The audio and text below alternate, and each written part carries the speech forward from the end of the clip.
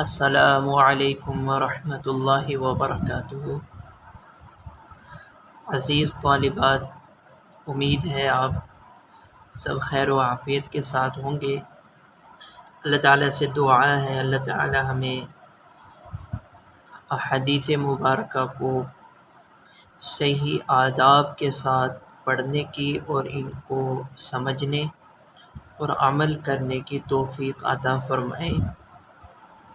آج ہماری کتاب جامع الترمذی جلد ثانی کا سبق اول ہے۔ سبق شروع کرنے سے پہلے انتہائی محبت سے درود شریف پڑھ لیں۔ اللہم صلی علی محمد وعلی آل محمد کما صلیت علی ابراہیم وعلی آل ابراہیم انک حمید مجید۔ اللہم بارک علی محمد وعلی آل محمد کما بارکت علی ابراہیم وعلی آل ابراہیم انک حمید مجید۔ سبق ہم شروع کرنے سے پہلے دعا پڑھ لیتے ہیں۔ رب یسر ولا تعسر وتمم بالخیر وبک نستعین یا فتاح یا فتاح یا فتاح۔ آج ہمارا سبق جلد ثانی جس کا ہم جلد ثانی کا آغاز کرنے جا رہے ہیں، ابواب الاطعمہ ہمارا سب سے پہلا سبق ہوگا۔ ابواب بابن کی جمع ہے اور یہ جمع مقصر ہے، جیسے قوم کی جمع اقوام بروزن افعال آتی ہے۔ الاطعمہ طعام کی جمع مکسر ہے، افعلۃ کے وزن پر۔ طعام کھانے والی چیز کو کہتے ہیں اور اطعمہ کھانے، مختلف قسم کے کھانے۔ اس ابواب الاطعمہ اس کے ذیل میں امام ترمذی رحمہ اللہ تعالی نے 46 ابواب کو ذکر کیا ہے۔ 46 ابواب، اور ان 46 ابواب میں مکمل 77 احادیث مبارکہ کو ذکر کیا ہے۔ یہ ابواب الاطعمہ کے ذیل میں 46 ابواب ہیں اور ان 46 ابواب میں مکمل احادیث مبارکہ کی تعداد وہ 77 ہے۔ آئیے ہم سبق کا آغاز کرتے ہیں۔ کتاب کا صفحہ اول کھول لیجئے اور درود شریف پڑھ لیں۔ ہم سبق کا آغاز کر رہے ہیں۔ بسم اللہ الرحمن الرحیم۔ ابواب الاطعمۃ عن رسول اللہ صلی اللہ علیہ وسلم۔ ابواب الاطعمۃ عن رسول اللہ صلی اللہ علیہ وسلم۔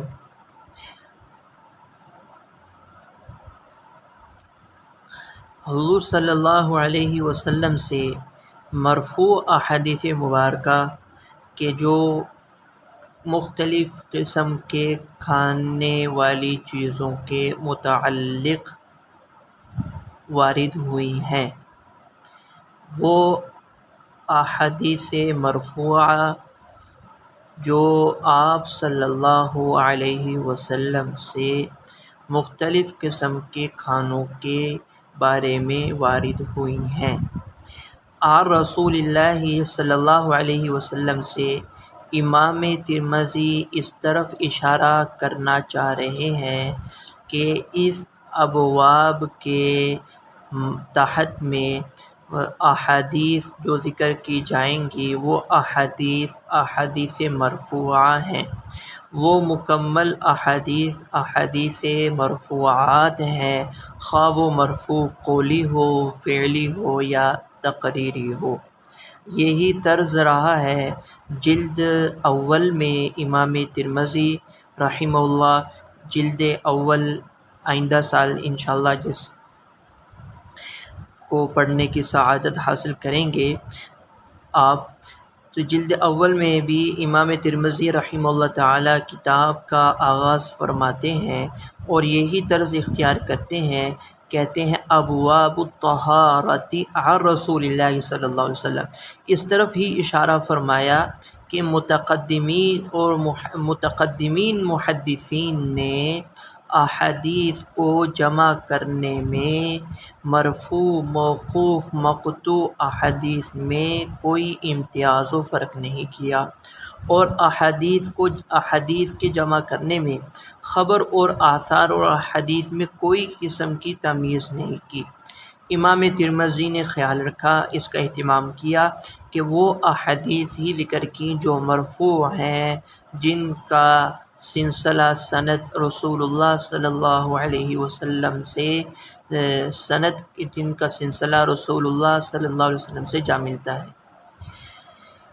پہلا باب ہم شروع کرنے جا رہے ہیں، باب ما جاء علی ما کان یأکل النبی صلی اللہ علیہ وسلم۔ یہ باب ان روایات اور احادیث کے بیان میں ہے جو روایات آئی ہیں اس کے رسول اللہ صلی اللہ علیہ وسلم کس چیز پر رکھ کر کھانا نوش فرمایا کرتے تھے۔ باب ما جاء علی ما کان یأکل النبی صلی اللہ علیہ وسلم، ان احادیث کے بیان میں جو وارد ہوئی ہیں جس پر رسول اللہ صلی اللہ علیہ وسلم کھانا نوش فرماتے تھے۔ بالسند المتصل منا الی الامام الترمذی الحافظ ابی عیسیٰ محمد بن عیسیٰ قال حدثنا محمد بن بشار قال حدثنا معاذ بن هشام قال حدثني أبي عن يونس عن قتادة عن أنس قال ما أكل النبي صلى الله عليه وسلم على خوان ولا سكرجة ولا خبز له مرقق فقلت لقتادة فعلى ما كانوا يأكلون قال على هذه الصفر هذا حديث حسن غريب۔ میں نے حدثنا سے پہلے جو اضافی عبارت پڑھی ہے یہ آپ سمجھ لیں، حدثنا کو پڑھنے کا طریقہ یہ ہوتا ہے، اس سے پہلے بہ قال پڑھا جائے۔ بہ قال دراصل یہ مخفف ہوگا بالسند المتصل منا الی الامام الترمذی الحافظ ابی عیسیٰ محمد بن عیسیٰ قال۔ تو اس کا طریقہ یہ ہوتا ہے کہ درس کے شروع کی پہلی حدیث اور حدثنا سے پہلے تفصیل کے ساتھ پڑھا جائے، اور بعد میں جہاں حدثنا آئے اس کے شروع میں بہ قال پر ہی اکتفا کر دیا جائے۔ جی، حدیث مبارکہ کی ترجمے کی طرف آتے ہیں۔ حضرت انس رضی اللہ تعالیٰ عنہ سے مروی ہے، فرماتے ہیں کہ جناب نبی کریم صلی اللہ علیہ وسلم نے نہیں کھانا کھایا اعلی خوان، میز پر، اور نہ ہی کسی چھوٹے برتن میں کھانا نوش فرمایا، ولا خبز له مرقق، اور نہ ہی کوئی ایسی باریک چپاتی نوش فرمائی۔ فقلت، حضرت انس کے شاگرد قتادہ کہتے ہیں، فقلت، حضرت قتادہ کے شاگرد ہیں یونس، وہ یہ کہتے ہیں فقلت، یونس کہتے ہیں کہ میں نے کہا، قتادہ رحمہ اللہ تعالیٰ سے کہا، فعلی ما کانوا یأکلون، تو وہ لوگ کس چیز پر رکھ کر کھانا کھایا کرتے تھے؟ تو حضرت قتادہ نے جواب دیا، علی ہذہ السفر، دسترخوان پر رکھ کر وہ کھانا کھایا کرتے تھے، چمڑے کے دسترخوان پر رکھ کر وہ کھانا کھایا کرتے تھے۔ ھذا حدیث حسن غریب۔ امام ترمذی رحمہ اللہ تعالی کی عادت ہے، اکثر احادیث میں وہ یہ فرما دیتے ہیں کہ یہ طرز اختیار کرتے ہیں کہ حدیث پر حسن کا بھی اطلاق کرتے ہیں اور غریب کا بھی اطلاق کرتے ہیں۔ تو اس کو سمجھ لیں کہ کتاب العلل میں امام ترمذی نے حسن کی مستقل ایک تعریف کی ہے جو حسن اصطلاحی سے بالکل برعکس اور مختلف ہے۔ یہ حسن کی تعریف امام ترمذی کتاب العلل میں یوں کرتے ہیں، کل حدیث یروى لا یکون فی اسنادہ من یتہم بالکذب ولا یکون فی الحدیث شذوذا ویروى من غیر وجہ غیر نحو ھذا فہو عندنا حدیث حسن۔ یہ امام ترمذی نے حسن کی تعریف کی ہے۔ خلاصہ تعریف کا یہ ہے کہ ہر وہ حدیث کہ جس کی روایت میں کوئی راوی متہم بالکذب نہ ہو اور نہ وہ حدیث شاذ ہو، شذوذ اس حدیث میں بھی نہ ہو اور کوئی راوی متہم بالکذب بھی نہ ہو، اور وہ حدیث متعدد طرق سے مروی ہو۔ وہ حدیث امام ترمذی نے اس حدیث کی ایک مستقل تعریف کی، اس حدیث کو امام ترمذی حسن کہتے ہیں، اور امام ترمذی جس حدیث میں حسن کو غریب کے ساتھ جمع کرتے ہیں اور جس حدیث پر حسن اور غریب کا اطلاق کرتے ہیں، اس میں امام ترمذی غریب سے غریب اصطلاحی مراد نہیں لیتے۔ ہمیشہ امام ترمذی نے غریب سے غریب کی ایک علیحدہ جو تعریف کی ہے، علیحدہ غریب کی صورت بیان کی ہے، وہ ان کی مراد ہوا کرتی ہے، اور وہ یہ ہے کہ وہ حدیث جو متعدد طرق سے مروی ہے، اس متعدد طرق میں سے کسی ایک طریق میں کوئی ایسا اضافہ ہو جو دوسرے طرق میں موجود نہ ہو، اس اعتبار سے یہ حدیث غریب ہے۔ یعنی مطلب ہوا یہ حدیث متعدد طرق سے مروی ہونے کی بنا پر تو حسن ہے، لیکن متن یا سند میں کسی ایک طریق میں تفرد موجود ہے، کسی ایک طریق میں تفرد اور اضافہ موجود ہے، جس کو امام ترمذی حسن کے ساتھ ساتھ غریب بھی کہہ دیتے ہیں۔ یہ اس کا خلاصہ اور حاصل ہوا کہ جو تعریف امام ترمذی نے کی ہے حسن اور غریب کی، اس اعتبار سے ان دونوں میں کوئی تباین کی نسبت نہیں ہے۔ ایک حدیث کو حسن اور غریب دونوں کا اطلاق امام ترمذی اس لیے کر دیتے ہیں۔ یہ تو اس لفظ کی تشریح جو بیان کرتی ہے۔ اب ہم حدیث مبارکہ میں آئیں، جو مفہوم بیان ہوا ہے وہ یہ مفہوم بیان ہوا ہے کہ آپ صلی اللہ علیہ وسلم نے میز پر، ٹیبل پر رکھ کر کھانا کبھی نوش نہیں فرمایا، اور نہ ہی چھوٹے برتن میں کھانا نوش فرمایا ہے۔ اس میں علماء کرام یہ فرماتے ہیں کہ آپ صلی اللہ علیہ وسلم کا میز اور ٹیبل پر کھانا نہ کھانا قصداً ہو یا بلا قصد اور ارادہ کے ہو، بہر صورت ٹیبل اور میز پر کھانا کھانے میں کراہت ہے۔ کراہت کیوں ہے؟ ایک تو وجہ مترفین اور متکبرین کے ساتھ مشابہت موجود ہے۔ ہم محتاج ہیں، اللہ تعالیٰ کی دی ہوئی نعمت، اس کا ایک حق یہ ہے ہم جھکتے ہوئے اس کو کھائیں، تو سطح زمین پر کھانا اور دسترخوان بچھا کر کھانے کا اکرام ہے، بنسبت ٹیبل پر کھانے میں جب آپ کی کمر سیدھی ہو جاتی ہے تو ایک تکبرانہ چال ہے، تکبرانہ ہیئت سی بن جاتی ہے، جو اللہ کی دی ہوئی نعمت کی ناشکری کے مترادف ہے۔ اس لیے آپ صلی اللہ علیہ وسلم نے کسی اونچے میز اور ٹیبل پر رکھ کر کھانا نوش نہیں فرمایا۔ چھوٹے برتن میں کھانا کھانے کی ضرورت بہر صورت اس وقت آتی ہے کہ جب کھانے کئی انواع کے ہوں۔ عرب اور مدینہ منورہ میں چونکہ کھانے کی قلت اور فقر، کئی دنوں کے بعد کھانا پکتا، تو اس لیے بڑے برتن اور بڑے ہی پیالیاں ہی موجود ہوا کرتی تھی کہ جس میں اجتماعی کھانا نوش فرما لیا کرتے تھے۔ آپ صلی اللہ علیہ وسلم اکثر اجتماعی کھانا ہی تناول فرماتے تھے، صحابہ کے ساتھ یا گھر والوں کے ساتھ ایک ہی برتن میں کئی افراد کھانا کھاتے تھے، جس کے لیے ضرورت بہر صورت بڑے برتن، بڑے پیالے کی ہوا کرتی تھی، اس لیے چھوٹے پیالیوں کا استعمال نہیں فرمایا۔ ولا خبز له مرقق، چپاتی کا استعمال، چھنے ہوئے آٹے کا استعمال نہیں فرمایا۔ قال محمد بن بشار، تو اس ترجمۃ الباب سے ان الفاظ ترجمۃ الباب سے مناسبت ہو جاتی ہے۔ جناب نبی کریم صلی اللہ علیہ وسلم دسترخوان بچھا کر ہی کھانا نوش فرمایا کرتے تھے، اور یہی آپ صلی اللہ علیہ وسلم کی سنت ہے، سنت عادیہ، جس کو سنت زوائد بھی کہتے ہیں۔ کرنے والے کو اجر و ثواب ملے گا، ترک کرنے والا بہر صورت اجر اور ثواب سے محروم رہے گا۔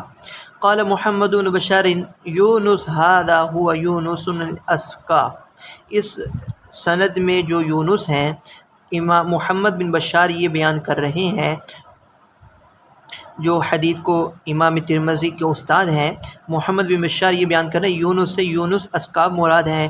وقد روى عبد الوارث عن سعید بن ابی عروبہ عن قتادہ عن انس نحوہ، اور اس سند سے بھی اسی ہی الفاظ یا انہی معنی کی حدیث روایت کی جا رہی ہے۔ اگلا باب، باب ما جاء فی اکل الارنب، یہ باب وہ روایت جو وارد ہوئی ہیں خرگوش کے کھانے کے بارے میں۔ وبی قال حدثنا محمود بن غیلان قال حدثنا ابو داود قال حدثنا شعبہ عن هشام بن زید قال سمعت انس يقول انفجنا ارنبا بمر الزهران فسعى اصحاب رسول الله صلى الله عليه وسلم خلفها فادركتها فاخذتها فاتيت بها ابا طلحه فذبحها بمروه فبعث معي بفخذها او ببركها الى النبي صلى الله عليه وسلم فاكله فقلت ااكله قال قبله۔ جی، حضرت انس رضی اللہ تعالی ہشام بن زید فرماتے ہیں، حضرت انس کو یہ کہتے ہوئے میں نے سنا، انفجنا ارنبن، ہم نے بھگایا ایک خرگوش کو، مر زہران، جگہ کا نام ہے مر زہران میں ہم نے ایک خرگوش کو بھگایا۔ رسول اللہ صلی اللہ علیہ وسلم کے صحابہ بھاگے اس کے پیچھے، تو میں نے اس خرگوش کو پکڑ لیا اور میں اس خرگوش کو ابو طلحہ کے پاس لے آیا۔ ابو طلحہ حضرت انس رضی اللہ تعالیٰ عنہ کے سوتیلے باپ ہیں، تو کہتے ہیں کہ میں اپنے والد ابو طلحہ کے پاس اس خرگوش کو لے آیا۔ ابو طلحہ نے اس خرگوش کو نوک دار پتھر سے ذبح کیا۔ فبعث معی بفخذها او بورقها الى النبی صلی اللہ علیہ وسلم، اور ابو طلحہ نے اس خرگوش کی ران اور اس کی سرینوں کو میرے حوالے کر کے رسول اللہ صلی اللہ علیہ وسلم کی طرف بھیج دیا۔ فَأَكَلَهُ، آپ صلی اللہ علیہ وسلم، حضرت انس فرماتے ہیں آپ یہ الفاظ نقل کی، اکلہ، آپ نے خرگوش کو نوش فرمایا۔ فقلت، شاگرد انس کے کہتے ہیں کیا آپ صلی اللہ علیہ وسلم نے خرگوش کا گوشت نوش فرمایا؟ تو فرماتے ہیں نہیں، قبلہ، مطلب اکلہ کا معنی یہ ہے کہ آپ صلی اللہ علیہ وسلم نے گوشت کے ہدیے کو قبول فرمایا۔ وفی الباب عن جابر وعمار ومحمد بن صفوان ويقال محمد بن السيف هذا حدیث حسن صحیح۔ اور وفی الباب عن جابر، اور اس باب میں حضرت جابر، عمار، محمد بن صفوان سے بھی روایات نقل ہیں۔ وفی الباب کا مطلب یہ ہوتا ہے، یہ آگے چونکہ ہم اس کی تفصیل اور تشریح میں نہیں جائیں گے، یہاں پہلی مرتبہ آیا اس لیے اس کی تشریح ضروری ہے، اس کو بھی سمجھ لینا چاہیے۔ وفی الباب سے امام ترمذی کی ایک عادت ہے، امام ترمذی رحمہ اللہ تعالی باب کے تحت میں ایک حدیث ذکر فرماتے ہیں جس کو اصل قرار دیتے ہیں۔ امام ترمذی رحمہ اللہ تعالی باب کے تحت میں ایک حدیث ہی ذکر فرماتے ہیں، بقیہ احادیث اس باب کی بقیہ احادیث وفی الباب کے عنوان سے اشارتاً ذکر فرما دیتے ہیں۔ اس باب کی بقیہ احادیث وفی الباب کے عنوان سے اشارتاً ذکر فرما دیتے ہیں۔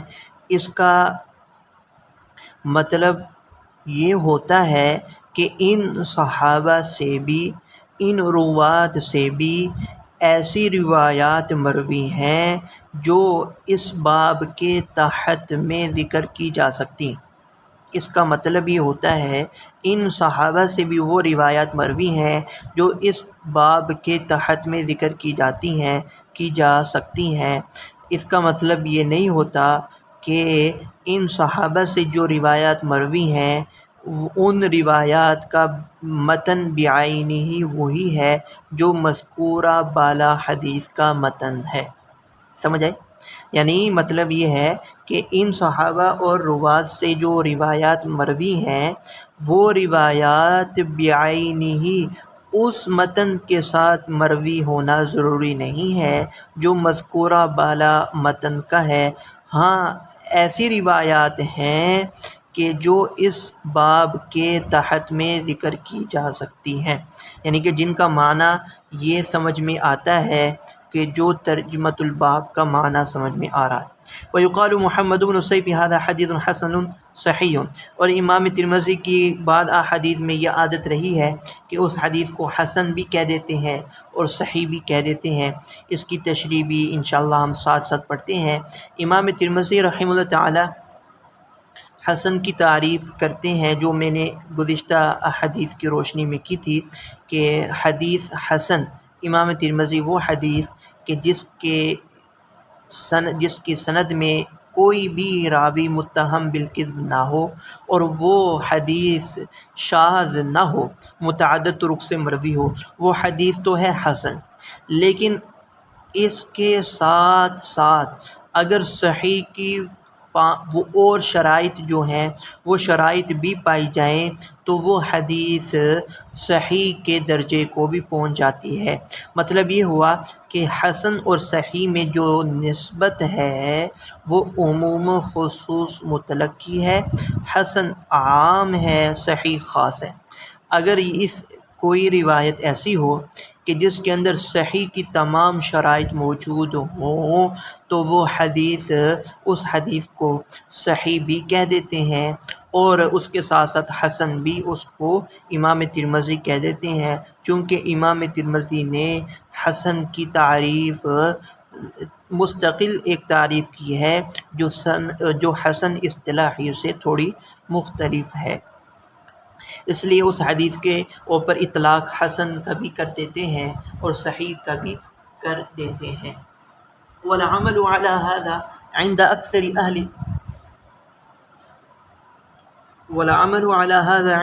أهل العلم لا يرون بأكل الأرنب بأسا۔ امام ترمذی فرما رہے ہیں اس حدیث یا اس مسئلے کی تشریح میں، اس حدیث پر ایسے ہی عمل اکثر اہل علم کا ہے کہ خرگوش کے کھانے میں کوئی حرج محسوس نہیں کرتے۔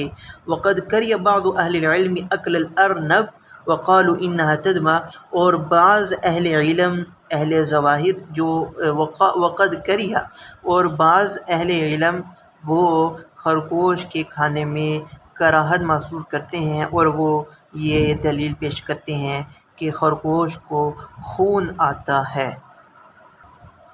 جی کراہت جن حضرات کے نزدیک ہے، سلف میں حضرت عبداللہ بن عمر صحابی ہیں وہ، اور تابعی میں محمد بن ابی لیلہ فقیہ، اور تابعی حضرت اکرمہ، یہ تین حضرات ان کے نزدیک خرگوش کے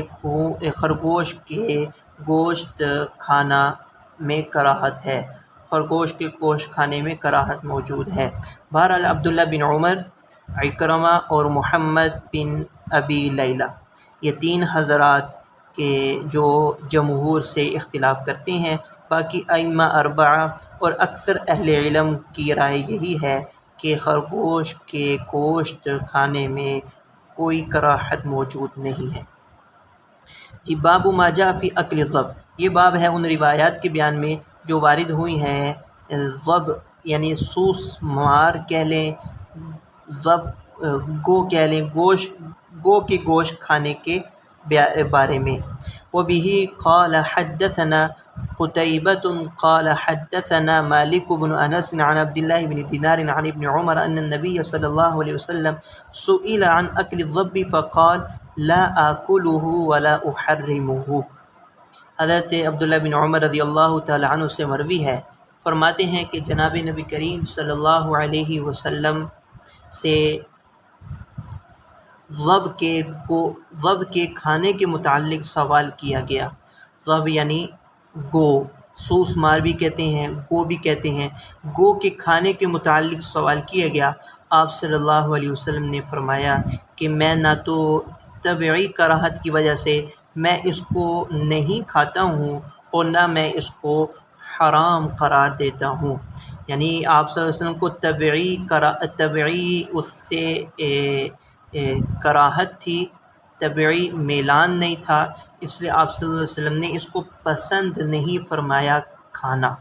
وفي الباب عن عمر وأبي سعيد وابن عباس وثابت بن وديع وجابر وعبد الرحمن بن حسن هذا حديث حسن صحيح وقد اختلف أهل العلم في أكل الضب فرخص فيه بعض أهل العلم من أصحاب النبي صلى الله عليه وسلم وغيرهم وكرهه بعضهم ويروى عن ابن عباس أنه قال أكل الضب على مائدة رسول الله صلى الله عليه وسلم وإنما تركه رسول الله صلى الله عليه وسلم تقدرا۔ اس میں امام ترمذی رحمہ اللہ تعالی اختلاف کی طرف گئے ہیں۔ جو امام ترمذی یہ بیان کرنا چاہ رہے ہیں کہ ائمہ کے درمیان ضب کا گوشت کھانے کے متعلق اختلاف ہے۔ حاصل یہ سمجھ لیں ائمہ ثلاثہ کے نزدیک ضب کا گوشت مباح ہے، بلا کراہت جائز ہے۔ گو کا گوشت کھانا ائمہ ثلاثہ، امام مالک، امام شافعی، امام احمد بن حنبل کے نزدیک بلا کراہت مباح اور جائز ہے۔ امام ابو حنیفہ رحمہ اللہ تعالیٰ کے نزدیک اس کا گوشت کھانے میں کراہت ہے۔ علامہ طحاوی نے کراہت تنزیہی لکھا ہے اور علامہ عینی نے کراہت تحریمی لکھا ہے۔ اختلاف ائمہ کا دوبارہ سن لیں۔ ائمہ ثلاثہ امام شافعی، امام مالک، امام احمد اور اصحاب ظواہر کے نزدیک گو کا گوشت بلا کراہت مباح ہے، کوئی کراہت نہیں۔ امام ابو حنیفہ اور صاحبین کے نزدیک کراہت، گو کا گوشت مکروہ ہے۔ امام طحاوی نے مکروہ تنزیہی، علامہ عینی حنفی نے مکروہ تحریمی کی طرف اشارہ کیا ہے، اور اسی کو امام ترمذی ان سطور میں اس کو یوں ہی بیان کر رہے ہیں کہ اہل علم کا اختلاف رہا ہے۔ بعض اہل علم صحابہ میں سے اور تابعین میں سے بعض اہل علم نے رخصت اور اجازت دی ہے، اور بعض نے اس کو مکروہ قرار دیا ہے، اور جو کراہت کی دلیل وہ بیان کرتے ہیں وہ حضرت عبداللہ بن عباس سے مروی ہے کہ انہ قال اکل الضب علی مائدۃ رسول اللہ صلی اللہ علیہ وسلم، کہ آپ صلی اللہ علیہ وسلم کے دسترخوان پر جب گو کا گوشت کھایا جا رہا تھا، جناب نبی کریم صلی اللہ علیہ وسلم نے گندگی کی وجہ سے اس کو ترک فرمایا۔ یعنی آپ صلی اللہ علیہ وسلم نے اس گوشت کو جو نہیں کھایا وہ طبعی میلان بھی نہیں تھا، اور دوسرا اس گوشت کے کھانے میں نفرت بھی تھی اور گندگی بھی موجود تھی۔ بہرحال یہ ان حضرات امام ابو حنیفہ اور صاحبین کا مذہب ہے کہ مکروہ ہے، کراہت تنزیہی ہو یا کراہت تحریمی ہو، بہرحال اس کو کھانے میں کراہت ہے۔ ان حضرات کے اپنے اپنے دلائل موجود ہیں، بہرحال یہ تشریح آپ ابواب کے اندر پڑھ لیں گے۔ باب ما جاء فی اکل الضبع، یہ باب ہے بجو کے کھانے کے بارے میں جو روایات وارد ہوئیں۔ وبه قال حدثنا احمد بن منبع قال حدثنا اسماعیل بن ابراہیم قال حدثنا ابن جریج عن عبد الله بن عبید بن عمیر عن ابن ابی عمار قال قلت لجابر الضبع اصید هي قال نعم قلت آكلها قال نعم قلت قاله رسول الله صلى الله عليه وسلم قال نعم هذا حديث حسن صحيح وقد ذهب بعض أهل العلم إلى هذا ولم يروا بأسا بأكل الضبع وهو قول أحمد وإسحاق۔ بجو کے کھانے کے متعلق بھی اختلاف ہے، یہ پہلے اختلاف سن لیں پھر احادیث کے ترجمے کی طرف آتے ہیں۔ امام احمد بن حنبل اور امام شافعی کا مسلک یہ ہے کہ بجو کے کھانے میں کوئی کراہت موجود نہیں ہے، یہ بلا کراہت اس کا گوشت جائز ہے۔ امام احمد بن حنبل اور امام شافعی کا مسلک یہ ہے کہ بجو کا گوشت مباح اور جائز ہے، کوئی کراہت تنزیہی اور تحریمی موجود نہیں ہے، جبکہ امام مالک اور امام ابو حنیفہ رحمہ اللہ تعالیٰ کا مذہب یہ ہے کہ بجو کے کھانے میں کراہت ہی صرف نہیں ہے بلکہ ان حضرات کے نزدیک یہ ذی ناب من السبع میں سے ہے اور یہ حرام ہے۔ دوبارہ اختلاف سن لیں کہ شوافع کے نزدیک بجو حلال ہے اور یہی قول امام احمد بن حنبل کا بھی ہے، جبکہ احناف اور مالکی اور جمہور اہل علم کے نزدیک یہ حرام ہے اور ذی ناب من السبع میں سے ہے، بلکہ بدترین ہے کہ مردوں کو کھاتا ہے۔ اسی طرح سعید بن مسیب و سفیان ثوری بھی اسے حرام ہی قرار دیتے ہیں۔ ذبح کے معنی بجو اور ہنڈرا بھی کہا جاتا ہے۔ اس کے متعلق عجیب بات یہ ہے، یہ 1 سال نر اور 1 سال مادہ رہتا ہے، نر ہونے کی مدت میں حاملہ ہوتا ہے اور مادہ ہونے کی مدت میں یہ جنتا ہے۔ بہرحال یہ ایک جانور ہے جس کو بجو کہا جاتا ہے۔ اس کے بارے میں اس کی حلت اور حرمت کے بارے میں ائمہ کا اختلاف ہے۔ امام شافعی، امام احمد بن حنبل اس کی حلت کی قائل ہیں، اور جبکہ احناف و مالکیہ اور سفیان ثوری، سعید بن المسیب ان کے نزدیک بجو کا کھانا مطلقاً حرام ہے۔ ترجمہ دیکھ لیں۔ الذبح الصید ہی، ابن ابی عمار کہتے ہیں کہ میں نے حضرت جابر سے کہا کہ بجو الصید ہی، کیا یہ بھی شکار ہے؟ تو کہتے ہیں جابر ہاں۔ تو میں نے کہا کیا میں اس کو کھا سکتا ہوں؟ انہوں نے کہا جی ہاں۔ تو میں نے کہا کیا رسول اللہ صلی اللہ علیہ وسلم نے بھی اس کے بارے میں کچھ کہا ہے؟ انہوں نے کہا جی ہاں۔ یہ حدیث حسن ہے اور صحیح ہے۔ بعض اہل علم اسی کی طرف یعنی اس کے حلت کی طرف گئے ہیں اور وہ یہ کہتے ہیں کہ اس کے کھانے میں کوئی حرج نہیں۔ وہو قول احمد و اسحاق، اور یہی امام احمد بن حنبل اور اسحاق کا قول ہے۔ وروی عن نبی صلی اللہ علیہ وسلم حدیث فی کراہیت اکل الضبع، اور مروی ہے جناب نبی کریم صلی اللہ علیہ وسلم سے حدیث بجو کے کھانے کی کراہیت سے متعلق، ولیس اسنادہ بالقوی، جس کے متعلق امام ترمذی فرماتے ہیں کہ جو مروی روایت اس کے کھانے کی کراہت سے متعلق ہے اس کی سند کوئی مضبوط